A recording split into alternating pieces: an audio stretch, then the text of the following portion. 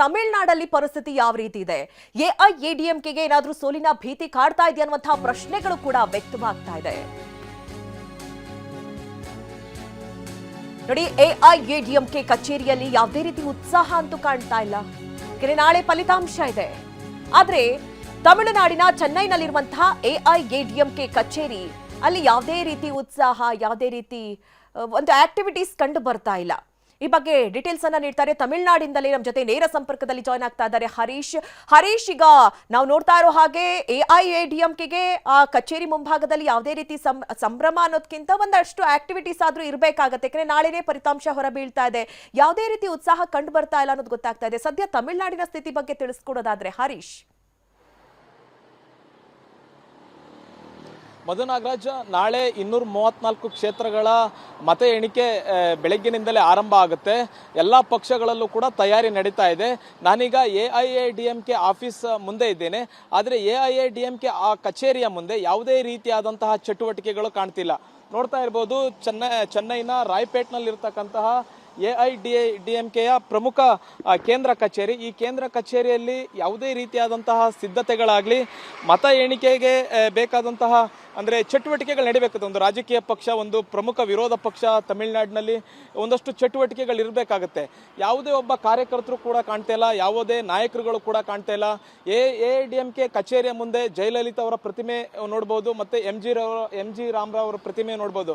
ಇವರಿಬ್ಬರ ಪ್ರತಿಮೆ ಬಿಟ್ಟರೆ ಯಾವುದೇ ಒಬ್ಬ ಕಾರ್ಯಕರ್ತರು ಕೂಡ ಕಚೇರಿಯ ಆವರಣದಲ್ಲಿ ಕಾಣಿಸ್ತಾ ಇಲ್ಲ. ಕಚೇರಿಯ ಸಿಬ್ಬಂದಿ ಒಂದು 2-3 ಇರೋದು ಬಿಟ್ಟರೆ ಇನ್ನು ಯಾವುದೇ ರೀತಿಯಾದ ಕಾರ್ಯಕರ್ತರಾಗಲಿ, ನಾಯಕರುಗಳಾಗಲಿ ಯಾರು ಕೂಡ ಬರ್ತಾ ಇಲ್ಲ.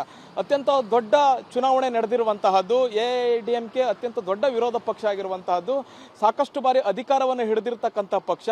ಈಗಾಗಲೇ ಸಮೀಕ್ಷೆಗಳು ಹೇಳಿರುವಂತೆ ಎಐಎಡಿಎಂಕೆಗೆ ಯಾವುದೇ ರೀತಿಯಾದಂತಹ ಬಹುಮತ ಬರೋದಿಲ್ಲ ಅನ್ನುವಂಥದ್ದನ್ನು ಹೇಳ್ತಾ ಇದೆ. ಮತ್ತೆ ಮತ್ತೊಂದಷ್ಟು ಸಮೀಕ್ಷೆಗಳು ಹೇಳಿರುವಂತಹದ್ದು ಎಐಎಡಿಎಂಕೆ ಅತ್ಯಂತ ಹೀನಾಯ ಪ್ರದರ್ಶನವನ್ನ ಈ ಚುನಾವಣೆಯಲ್ಲಿ ಮಾಡುತ್ತೆ ಅನ್ನುವಂತಹದನ್ನ ಸಮೀಕ್ಷೆಗಳು ಹೇಳಿರುವಂತದ್ದು. ಹಾಗಾಗಿ ಕಾರ್ಯಕರ್ತರು, ನಾಯಕರುಗಳಲ್ಲಿ ಯಾವುದೇ ರೀತಿಯಾದಂತಹ ಉತ್ಸಾಹ ಕಾಣ್ತಾ ಇಲ್ಲ.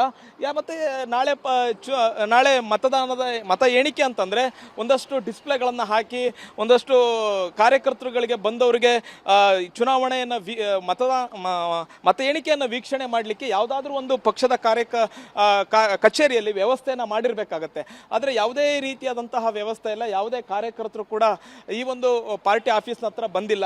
ಎಐಎಡಿಎಂಕೆ 1991ರಲ್ಲಿ ಜಯಲಲಿತಾ ಅವರ ನೇತೃತ್ವದಲ್ಲಿ ಅಧಿಕಾರಕ್ಕೆ ಬರುತ್ತೆ.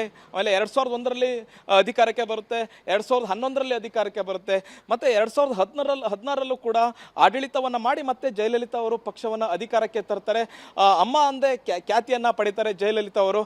ಆದರೆ ಇಂತಹ ಪಕ್ಷಕ್ಕೆ ಯಾವ ರೀತಿಯಾದಂತಹ ಸ್ಥಿತಿ ಬಂದಿದೆ ಅನ್ನುವಂಥದ್ದನ್ನ ನೋಡಬಹುದು. ನಾಳೆ ಮತದ ಎಣಿಕೆ ಆಗುತ್ತೆ, ಫಲಿತಾಂಶ ಬರುತ್ತೆ.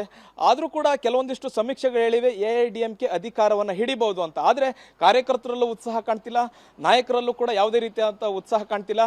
ಅಕ್ಷರಶಃ ಎಐಎಡಿಎಂಕೆ ಕಚೇರಿ ಬಿಕೋ ಅನ್ನುವಂತಹ ಪರಿಸ್ಥಿತಿ ಇದೆ. ಮಧು ನಾಗರಾಜ್. ಓಕೆ ಹರೀಶ್, ಹಾಗೆ ಪ್ರಮೋದ್, ಥ್ಯಾಂಕ್ ಯು ನಿಮ್ಮೆಲ್ಲ ಡೀಟೇಲ್ಸ್ಗಾಗಿ.